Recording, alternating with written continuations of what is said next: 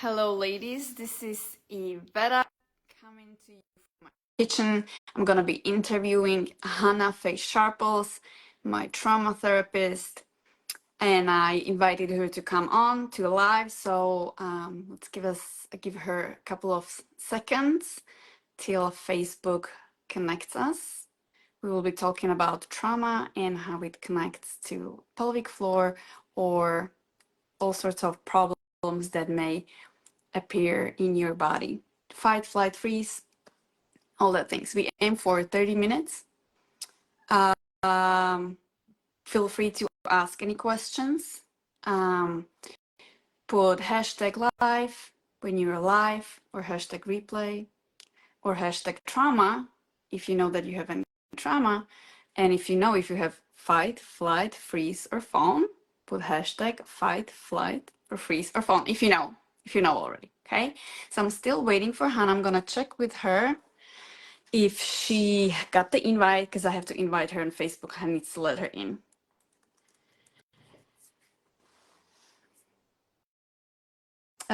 You can think of any questions, start writing the questions, and I will check them. If possible, we will first introduce the topic of trauma. Okay, so what it is, because trauma can be, everybody interprets it as something else. So we're going to explain, or Hannah will explain what it means, and then what are like the responses of trauma. Okay, so how can it appear in your body? How can it feel?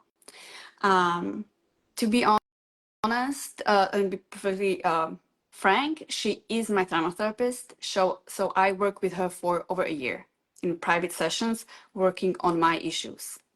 And I just want to preface, I had a fairly healthy childhood. I don't have any abuse in my family or my history. I don't have anything major happening to me. I still had a lot of trauma in my body. Okay. So that's the trauma big T or with small t. Okay. And we're planning several sessions, and I will disclose as it will appear what kind of things I was solving with her, so you get a better idea as to like what all kinds of things are standing in your way and prevent you from following your dreams, achieving your goals, from healing itself. Okay, so we will try to make it close to the pelvic floor or the physical body. But we will also talk about this just in general. Okay, so if you don't hear me talking about pelvic floor, then don't worry about it. Maybe not in this session, but in next sessions. Okay, hold on. So I don't see any.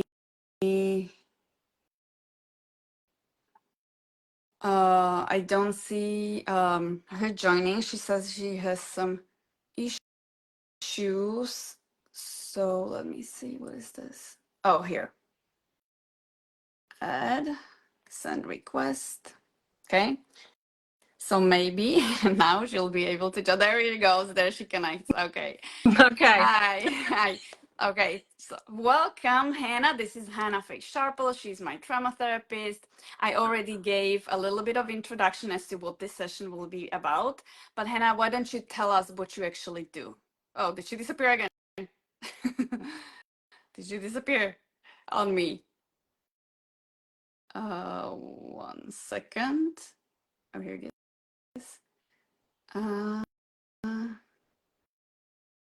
Okay.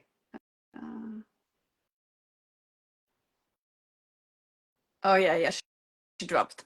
So I have to invite her again. Technical issues as always with the energy. There she goes. Hello again.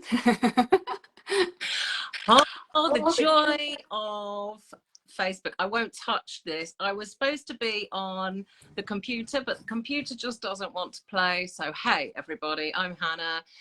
And I heard a bit of what you were saying, Iveta. What?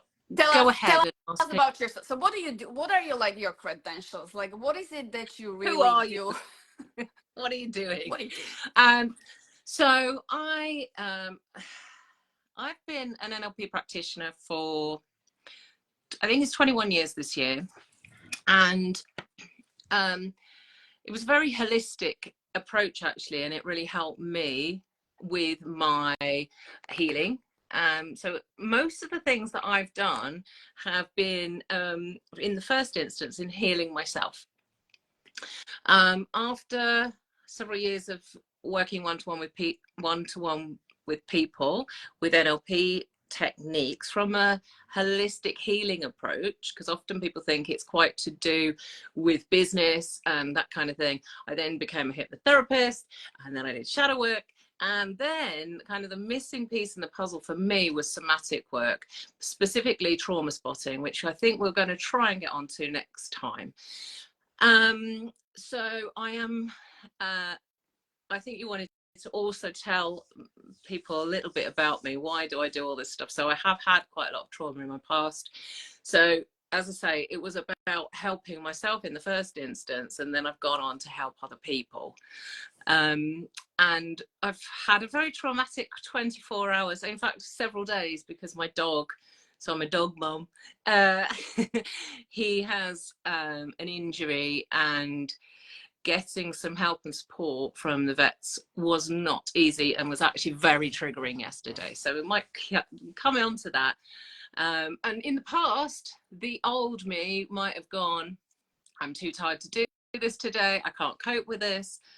But thanks to releasing the layers of stuck, fight, flight, freeze, fawn from my body, I thought, yeah, I can still show up, I can still share, and what is right will come through today. So trusting is one of the key factors.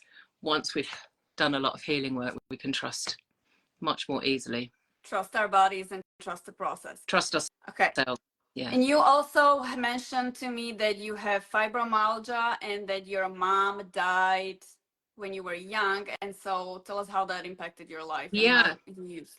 Well, so back then at 7, I think my dad was told, my parents were had already split up, but when my mum died of cancer, one of the things that my dad was told was, oh, you'll probably find her under a table crying one day. That was the level of support that was offered to parents dealing with children who had lost a parent. And of course, that's a big trauma, losing a parent, which we're going to come on to in a second, aren't we? And it has impacted so many things. And I would say almost my trauma starts way before that, from an operation at 1 where I nearly died. And then there was trauma of my parents splitting up, divorcing. So there's a consistent, it's almost like compounded factors. So that becomes more complex trauma. So I've done the work on myself with various tools over the years. And that's why, in a way, you know, some people would say, well, if you've got the tools, then you should be able to help people.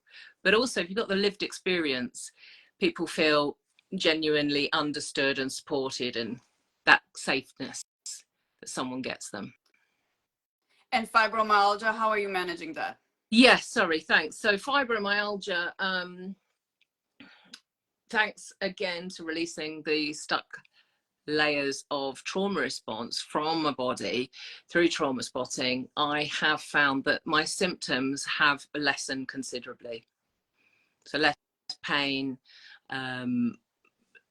period pains reduce considerably, endometriosis symptoms reduce considerably, fibromyalgia, the aches and pains that often people don't really know. You know, there's this kind of like, yeah, we think it's a nerve issue. You probably know more about it than me. But yeah, my symptoms have reduced considerably. So why do you, like, in a nutshell, like, why do you think that is? How does that work with the trauma and its effects on the body? Like, why would it help? How does it help? Yeah.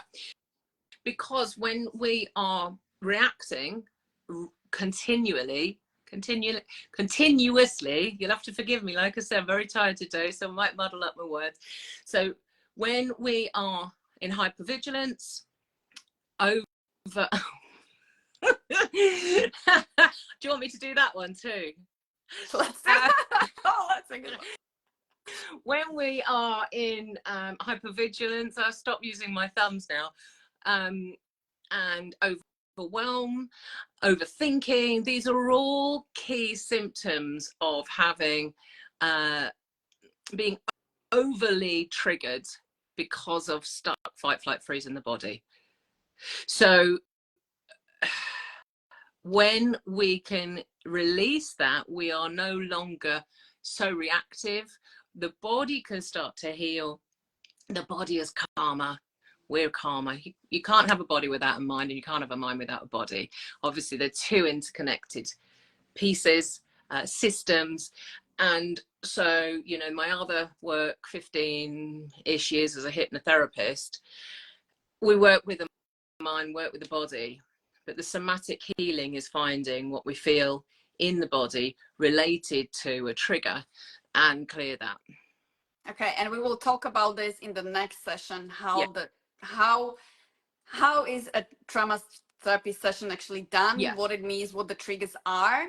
I will talk about my experiences, but let's just go a little bit deeper into this, because what you said may be like, yeah, I kind of get it, or I don't get it. I have to say that first, when I started working with you, I was like, yeah, I get it. Something is in my body. But even if you ladies are listening to this, just keep an open mind. You will understand more and more the more you keep listening about this. With the more sessions we'll do and we'll keep explaining, it will sort of like, the things will open up to you and it'll be like, oh, that's actually what she meant. Because right now it could be like empty words to you, like, yeah, of course something is in my body, like what does that really mean?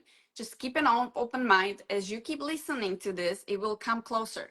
So for example, what I find that it's not clear to most people is, and it will help us give us examples. So for example, you mentioned to me that after your mom died at such a young age, throughout your life, you felt like you are responsible for the well-being of others, right?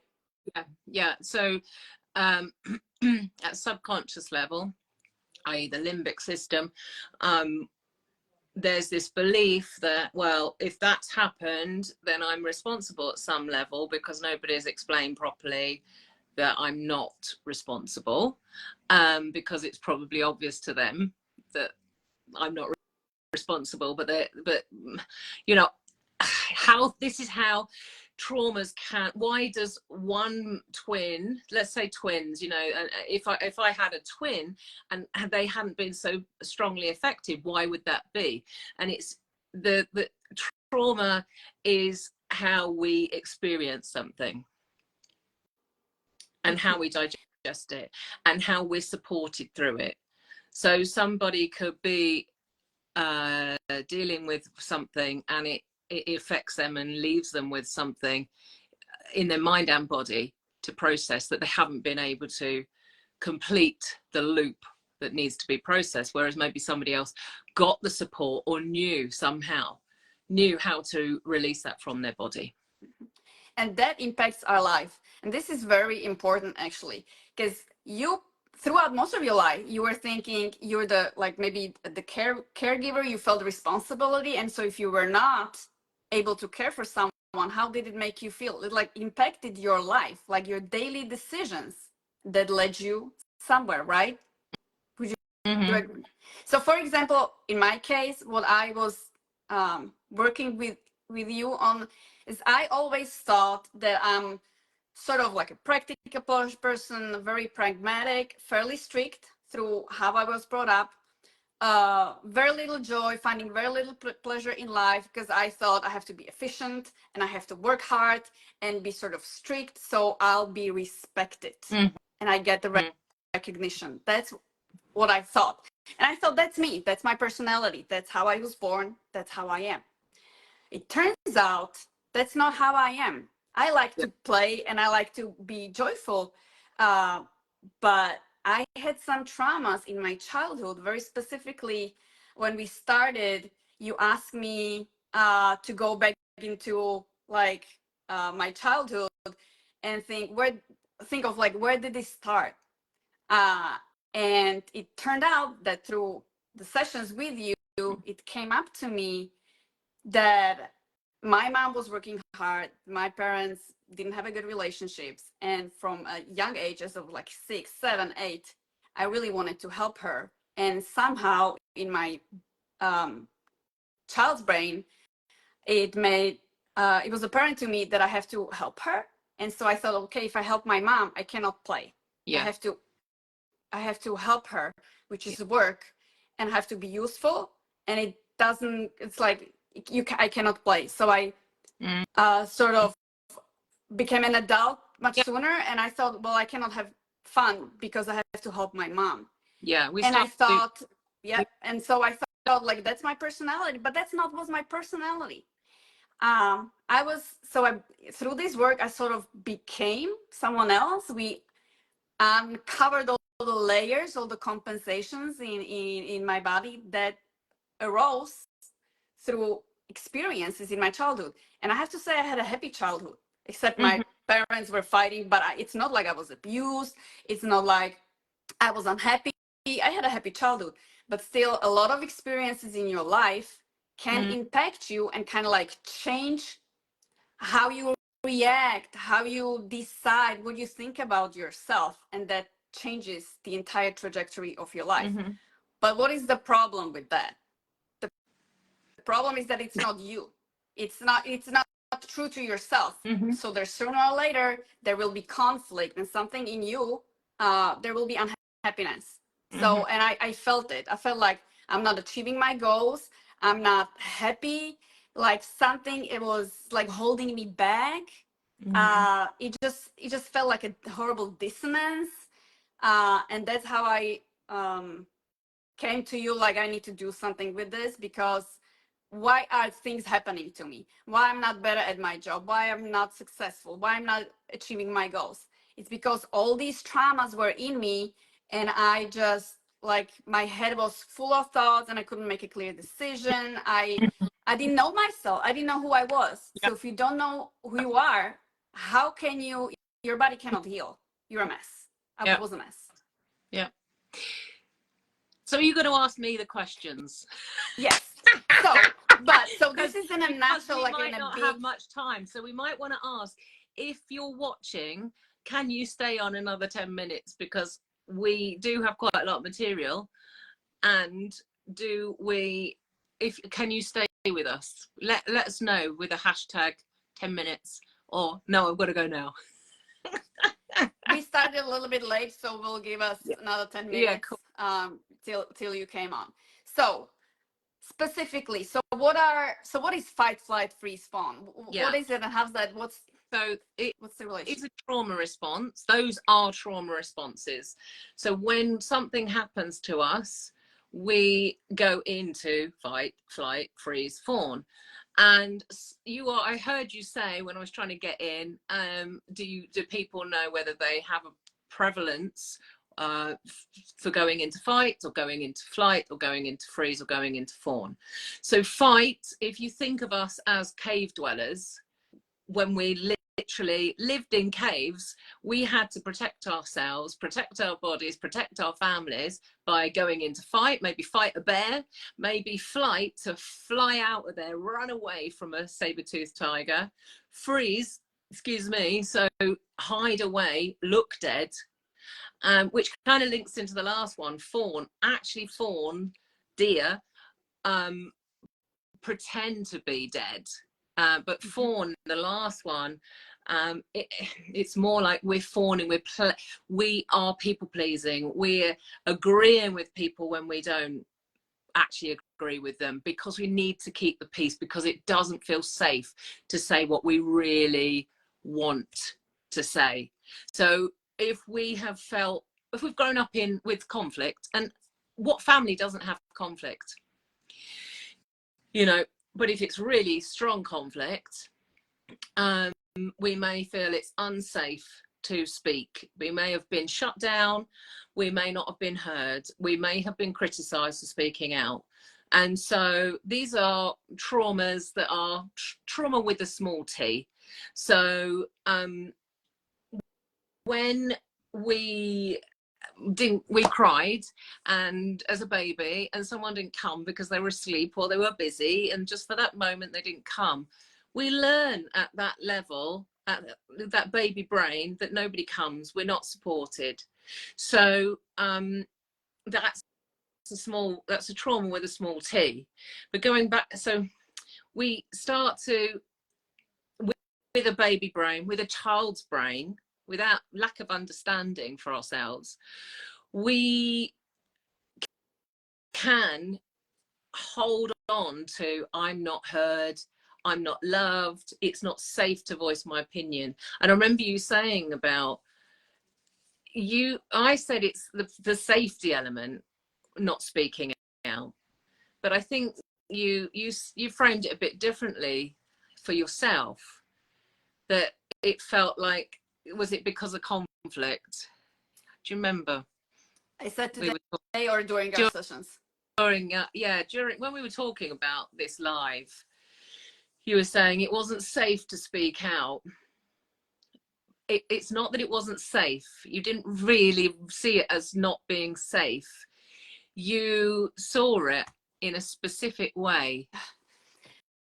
So for me, what? Oops, sorry. Sorry. I looked behind the veil there.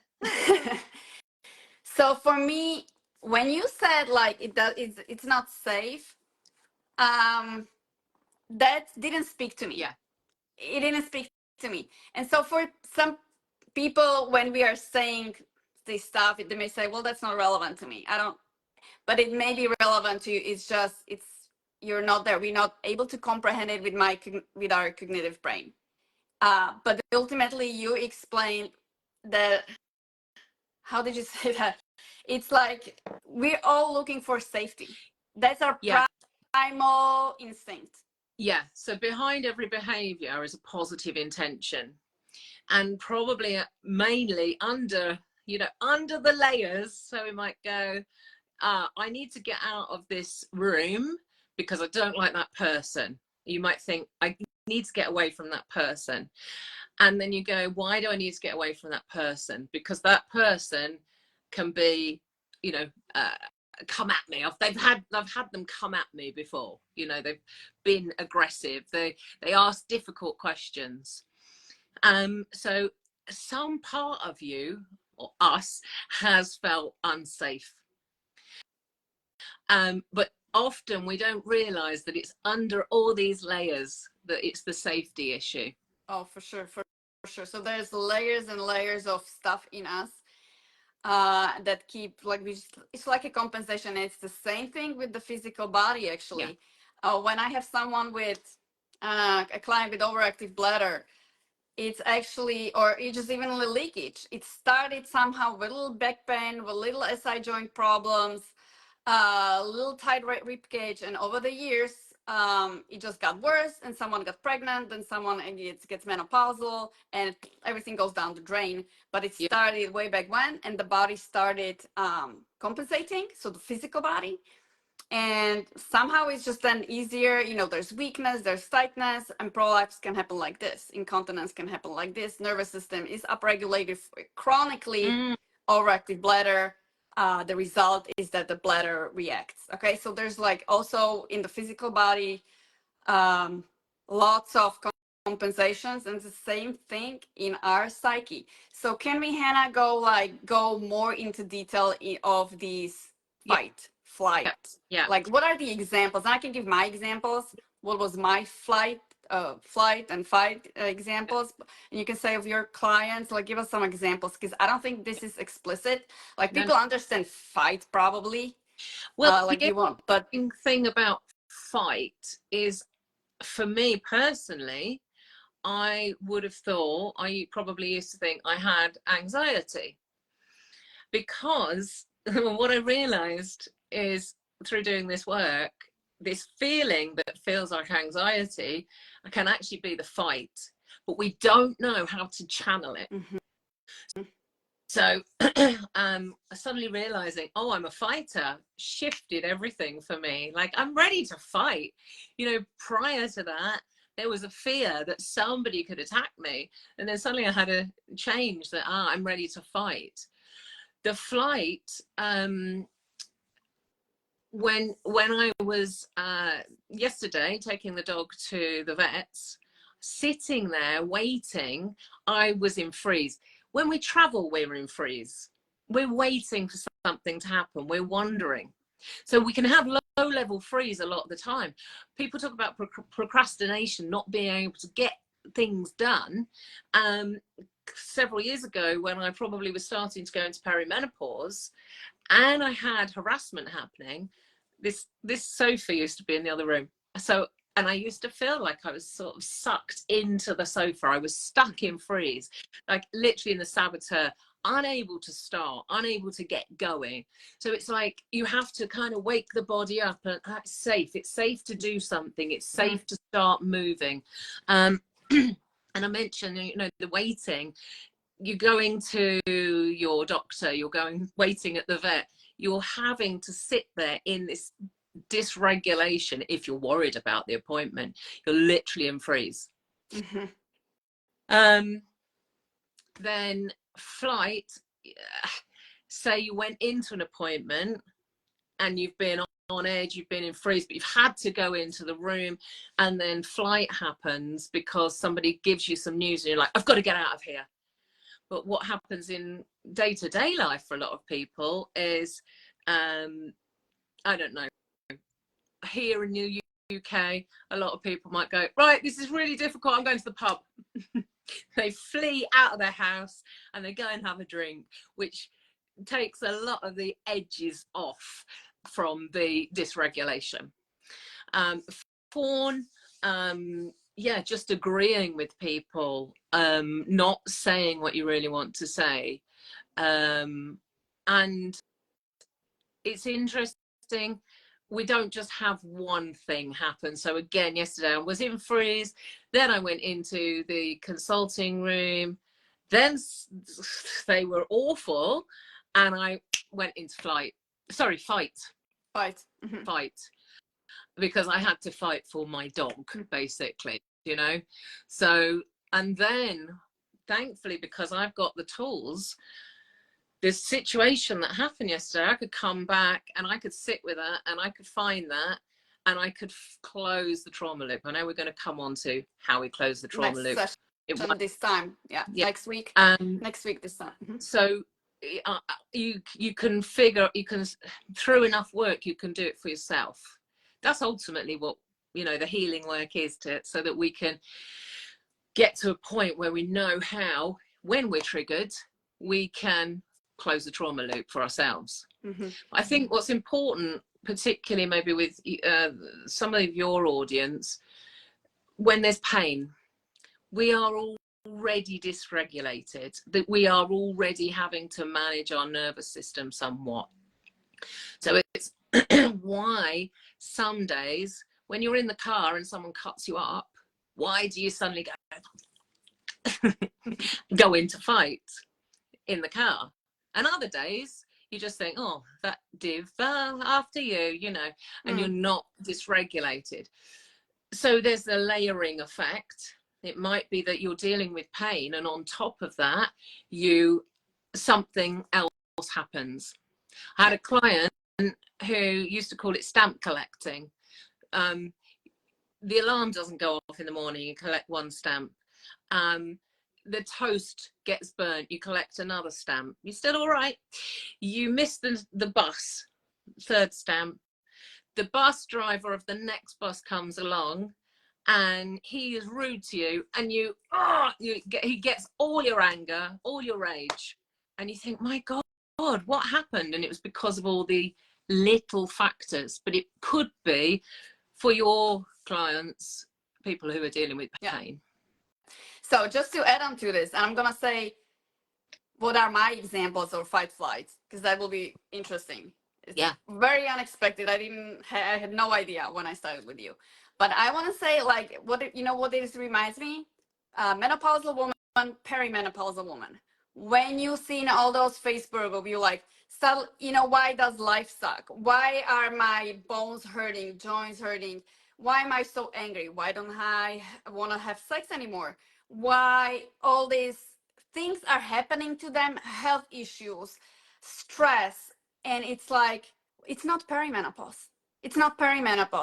It's just, it's the layers and layers and layers and layers and layers of the trauma in your body or the stress in your, you know, in your psychological being and then in your physical being. It's not just perimenopause. You gotta clear all this away so you can have a clear head, and that is the purpose of trauma therapy. That not I want to make sure that people understand this. What, and what you told me, like after all these sessions, when you feel emptiness, when you like this empty vessel, that's what you told me. And I was like, okay, whatever that means in the beginning, when I'm an empty vessel. I felt it when you, after like, I don't know, 10 session, we were like, you asked like, so what do you feel? And I'm like, I feel nothing. Yeah. I cannot recall that feeling. It's nothing. I'm empty. I'm calm. I'm grounded. There's nothing in there. Yeah. But when there is something in there, our thoughts are all like this. We cannot think straight. Another way to describe it is if you're feeling very scattered, and I think that does feel like a perimenopausal symptom. Yeah, you know, I did HRT for a while. It was great for a minute, and then I was so angry because I have estrogen dominance, but my body told me, take that bloody patch off, and within 24 hours I felt much better. And I've gone, you know, and then the release of all the layers again. So coming back to yourself, coming to a grounded, centered place. So if you're watching this and you're feeling very scattered and I don't know where to start, I can't focus, your mind and body are probably both bombarded with stuff, old stuff, the modern world as well. You know, if I noticed you put about doom scrolling, we're looking for dopamine, we're trying to find something, a solution, and actually we're just dysregulating ourselves even more. So if we can get off socials, take some breaths, go for a walk, start to regulate your system that way. But those are sticking plasters if you've got a very dysregulated system. And actually sometimes not the most dysregulated system. That can be why people like yourself go, this is working, I can keep releasing, and I get more and more back to myself, to my intuition, to self-trust, to my knowing. And actually the piece of the resistance is saying no, not, oh, I want to say no to them. But I can't say no, and I've got to make excuses. You just end up saying no, and you feel fine about it, and you have, it's like decision making. I see a lot of problem with decision making, like that's where freeze kicks in. Like you suddenly like you have to make a decision and you put it off. You don't know what to do. Your thoughts are everywhere, like this or this. You don't know how you feel in your body because it's all the crap is everywhere. Once you clear that crap, you'll be like, what does my body say? So first of all, you are able to read what your body says, and all the answers are in your body. They're not in your head as we are taught in this patriarchal society where all like mind and thoughts is the ultimate superior. No, it's intuition. So we get to trust into our bodies. We get to trust in and develop more of our intuition. So you'll know what to do. So shall I go study this? Shall I create a business? Shall I have another child? Shall I see this doctor? It's the decisions will be there, easier for you to find. And I find it often when I talk with women and they're like, I have problems, I really want to get rid of it. I feel about it every day, it sucks, I don't want to do this anymore. And then I tell them, okay, well, this is how it works, this is what you need to do. Are you in or are you out? And when they have to make a decision, I totally see them freeze up. They freeze up and they're like, I can see the freeze in their faces. And what happens then? then they come up with those excuses. I have to talk to my husband. I cannot do it. Yeah. I cannot do it because for whatever reason, I'm taking care of a parent, you know, I don't have the money. Those are all just excuses. Those are all just excuses. If there is, you know, this scattered energy, great question, Claire. If there is this scattered energy, then there, you know, how can you come from this calm centered place and go, yes, I want that, yes, I'm going to do that? Does that make sense? You know, you have to, when we can't focus, it's because we're in hypervigilance. What's that? What's this? I need to do that. I need to do that. I'm overwhelmed. I can't think. And Claire's just asked, oh, I don't see the question. do So I was you just looking for think them. ADHD may be misdiagnosed trauma? I think there's an absolute correlation. I think, well, and I could try and find some studies, but what I've learned over the years of becoming a trauma spotter is that the brain is altered by trauma. So the I think it's the prefrontal cortex is kind of like reacting to all these issues, so it's difficult for the growth to happen as it should or could. But I think some people would argue, well, we probably have a ADHD brain, an autistic brain, and then the trauma exacerbates it or triggers it. Or I would reverse it. I think I'm probably, is it odd ADHD, autistic and ADHD. I don't have a diagnosis for everything, but I've worked with people who are special needs teachers, and they've said, oh yeah, I can see that in you, and then I can recognize that in myself. And I have noticed some of those symptoms, not unable to focus, rejection sensitivity disorder, all of there's many factors that I have found have lessened thanks to, I'm going to say, coming home to coming home, yeah, being grounded and knowing your true self. Yeah. So when your ADHD question, I don't know if you ladies know Gabor Mate. He's a doctor. He's a famous doctor of Hungarian origin. I think he lives in Canada. He's about in his 70s and 80s. He's amazing. He says about ADHD, he said something about when we were children, the mother, something was like, there was no attention to the child, or there was like everything scattered. Something happened in the family, and the child absorbed it. And now later on, it's an ADHD. So maybe you want to just, I very paraphrased it, but he was able to link it to some trauma happening during childhood. Yeah. That it happened that such a brain developed or it got worse. So again, back to trauma. So because it's 11:40, I'm gonna say, if I want to mention like what are my fight, flight, freezes examples, and then we're gonna say what's gonna be covered in the next sessions, okay? And then we'll probably close this also, maybe like 10 more minutes. So when I came to you, my problem, and I wasn't aware of it, was part of a freeze.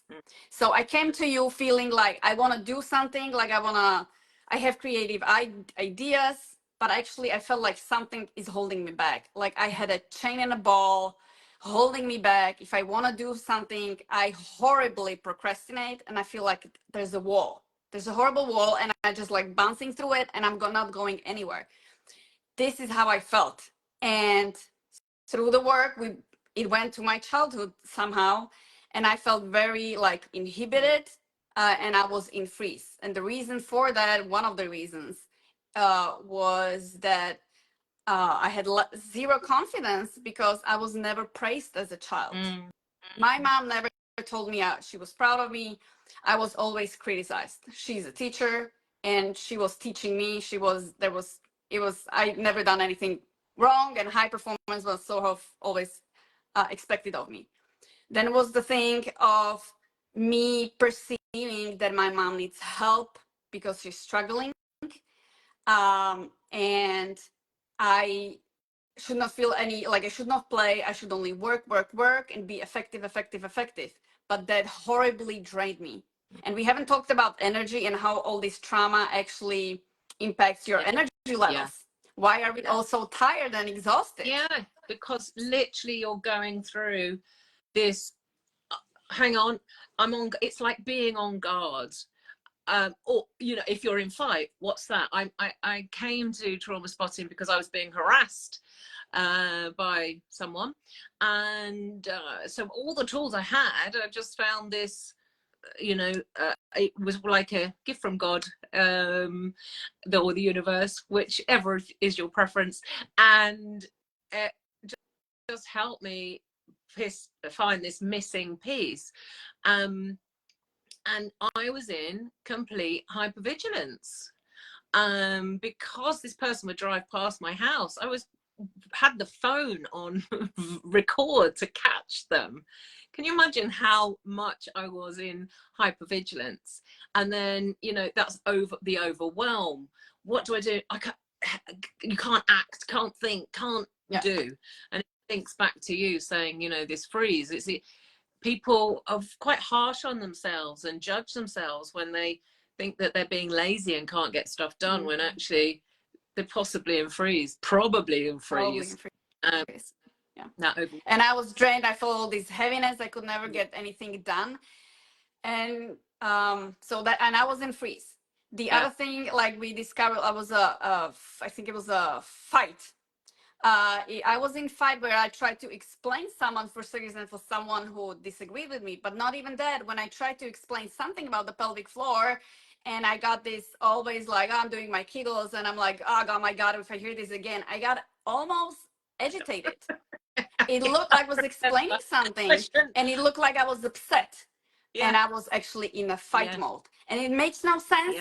Why was I in a fight mode? I was just explaining something and you understood to someone who didn't understand that. Like that person is innocent there, but I felt like a fight. And it felt like a fight, and we uncovered I forgot what it was, something in my childhood. I mean, we could remember, but it was something in my childhood, and the end result is the way I communicated with people. Okay? Totally, it's like you would not ever connect it. This is not logical. I think it's important to say at this bit, and I know we're sort of jumping ahead, but what we do when we heal this, you brought a problem that you saw in your day-to-day life, and we looked at that, and then we uncovered what was underneath it. And there's a trusting the body to tell us. And you trusted your body, and you listened to your body, and whatever age you first experienced that, we went to that, let's say 3-year-old you, 5-year-old you, and then that's where some of the healing work happened. So that's what we're gonna I know, I'm jumping ahead, but I think it's interesting because you're already saying how it does. But why I wanted to say that is because I think people think, oh, what have I got to go and find this trauma? No, you can bring into the sessions, if you work with me, your day-to-day shit. That's what I did. Some trigger, something that's come to you, something, and you're going, why am I overreacting to this? Or I keep over that. And we uncover it, and you don't have to keep overreacting, and you release loads of energy. Your energy goes back up because you go, oh, thank goodness. I can breathe again. I don't have to worry about this trigger keep happening, or multiple triggers keep happening. So that's what we will uncover a little bit more in the next session, how the session is actually structured with you, like how it goes, how you start, what are the prerequisites to actually have the highest benefit of the session, the trauma session. That will be next week, this time on Thursday. And then we'll have a summer break, and then we'll talk about hypno, we'll talk about archetypes, because, for example, the fight that I was in is the archetype, which you told me, of a child. I was in my child, and I was having a temper tantrum. Yeah. Okay. So you're going to explain a little bit more how does that in which archetypes and shadow work as just like a different angle of looking at stuff, but it really helped explain what was happening with me. And that's the daily stuff. I have to, it's actually the victim the kicking in. Yeah. The victim. Yeah. Doesn't matter. You know, because the child and the victim are often very much in cahoots together. You know, so when we go, oh, I can't do that, who am I to do that? That's the victim. But the child might be going, but that's unfair. So they can be so, and you don't have to know all that. It's just very interesting. The fight, flight, freeze, fawn links into some archetypes, and we'll see if we can get to that. But we are also going to do a demo, aren't we? So at the very we'll see what session is going to be, 4th, 5th, or 6th, depending on some questions. You ladies feel free, if something comes up, DM us with the question, and we'll try to explain it in the next session. We're gonna gather the questions, because you may not have questions now, but as you think about this, as it settles in your brain, feel free to share your experiences. You can always use the anonymous feature, because we understand that this is a sensitive topic. I don't have any problems sharing anything about what I was dealing with. I don't have a problem, but if it's a sensitive topic, so we totally recognize that. So feel free to DM that directly to us, or ask any questions.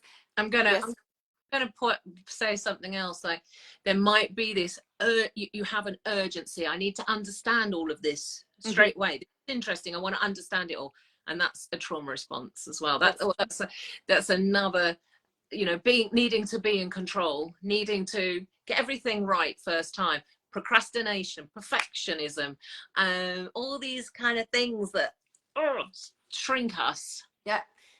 The trust, not being able to trust, not being able to surrender is very important for a good intimacy, for good sex. Simple as that. If you cannot surrender to your partner and completely relax, your sexual experience will never be like that. And you could have problems with libido, climaxing, all sorts of stuff.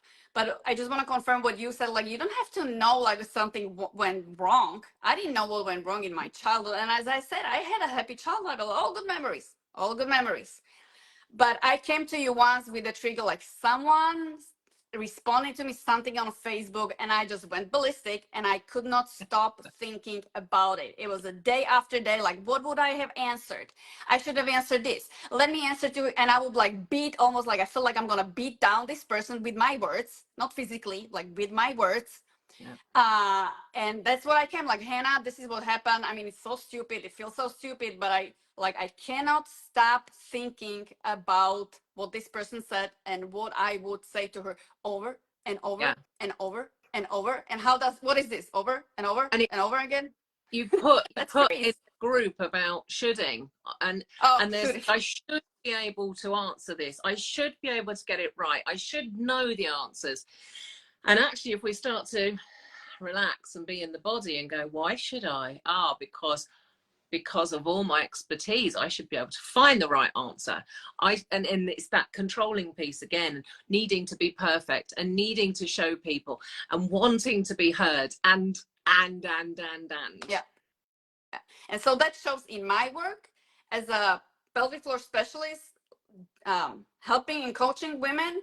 I want to bring the best to their sessions. So when we have office hours, 4 times a week, I want to be prepared. I want to bring the most. And I was like beating myself so much. It's like, okay, what are we gonna do? I felt so heavy, and I was really tired and fatigued after each session, until you shed some light on it. It's like, but why?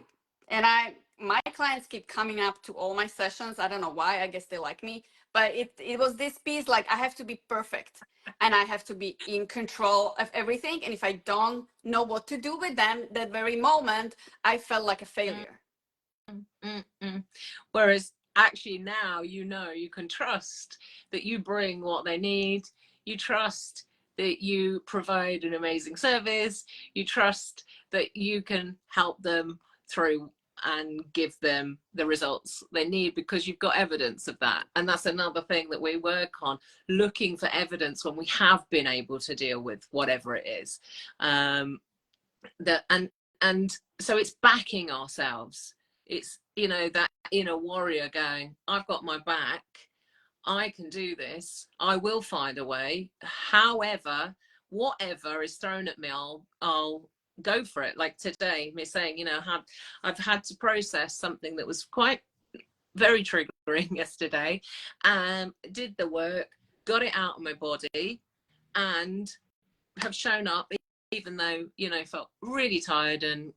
But I know we're going live, so there'll be a bit of adrenaline. You'll ask some questions, we'll have a conversation, and the right stuff will come through. And if we miss anything, we can revisit it. And actually, if anybody is listening and goes, can you clarify that, or can you talk a bit more on this, whatever we've touched on, drop a comment, and we will answer those next time, won't we? And everything we mentioned here, it was very high level still. So if you're like, yeah, but now what? You have to listen to the other session, and slowly it will sink in. Although listening is one thing and actually experiencing is another thing. But I wanna say how this relates to like pelvic floor. When you're healing a pelvic floor problem, a postpartum and menopause, you have prolapse, leaking, whatever. This trust piece is extremely important, because I see a lot of women going back and forth like, what am I doing? I feel so lost. I'm like, well, look at you, what you're doing. Just trust the process, trust yourself, and you will feel less of a frustration in this healing journey and in your life, because you'll know you are on a good way. You'll be trusting your body to heal itself, because you will be doing those steps. You will not be stuck in freeze. I don't know what to do. I'm gonna watch some videos, and then month after month will go by, nothing changing. But you will learn to trust your body, and you will be in that warrior where you're like, I'm gonna do this. Maybe I don't know how. That will reveal itself, but I'm doing the steps, and I'm trusting that I'm doing the right things by me, by my body, and I will heal myself. It's that trust, and that takes the frustration, depression out. And I think just a key thing to finish, if you're listening to this and you're going, oh, I'm in freeze, just be gentle with yourself. And the same for all of the responses. If you're going, oh, hang on, I'm really ragey, right, let's do some breath work, let's go for a walk.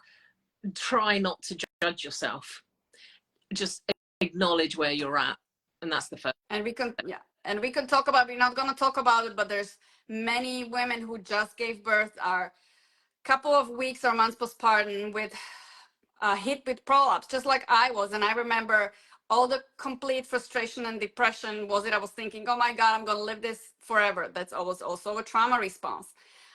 You need to know how to deal with this. But so there's a lot more we can talk about, how this impacts your postpartum experience, your pelvic floor, your body, your health, your pain levels. But we will keep on covering the next sessions.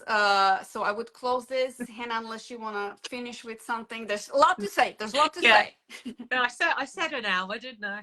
Yeah.